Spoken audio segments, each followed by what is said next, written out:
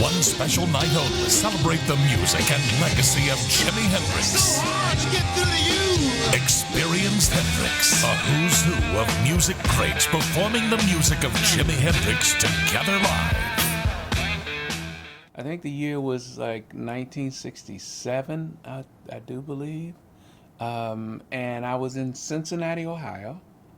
And we was playing around a lot of different clubs and stuff like that. Me and my brother, who actually started me, got me started playing guitar. And once I got started playing guitar, then got introduced to Jimmy's music, it was just, life never was the same after that. Because he was so much more, Jimmy was so much more than, for me, even at that age, he was so much more than just a guitar player. He was like God. It was pretty amazing because he was the only one, as I remember, that I had on my wall.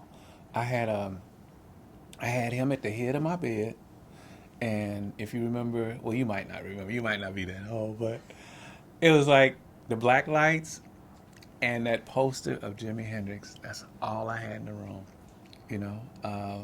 and it was just so amazing. And then I had his music playing,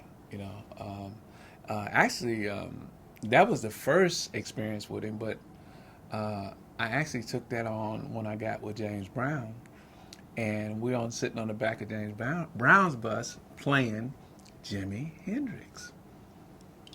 You do not play Jimi Hendrix on James Brown's bus. Boy, don't you know that? But I got away with it, I guess, because I was young and stupid. I really didn't think about how he was doing it. I just thought it was just so amazing and untouchable. I didn't think nobody else could actually do that. So for me, it was kind of like a waste of time to try to figure out how he was actually doing it. I just loved the moment of hearing it over and over, and I think I would have probably would not have got the essence of the sounds in him if I had to start studying him like that. So I wasn't really into studying him like that. I was into absorbing what was coming from him and what was coming from the music at that time. It was more about absorbing that stuff as opposed to analyzing how is he doing that. I was at an age I wasn't into analyzing how he was doing it. It was like it just felt so good.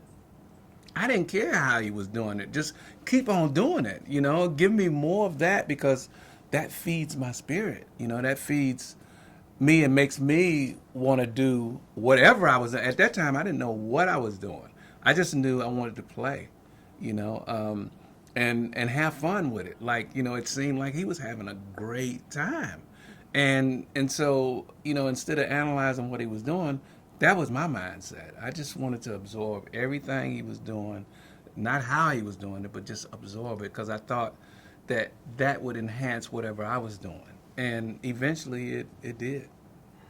For me to come out here and be a part of this is mind-blowing.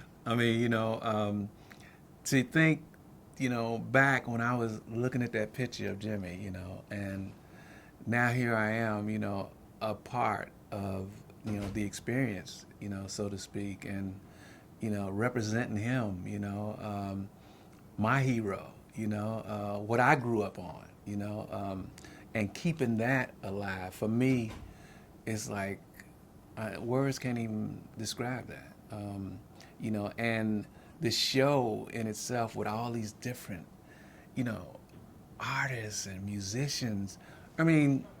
It's like a circus. It's like a circus that goes from town to town and makes people happy. Even though Jimmy's gone, people still feel his presence. You can tell it, it comes through all the musicians, everybody that's a part of this. They put their heart and soul in it. And that's very, very rare. And I think it's getting even more rare each day.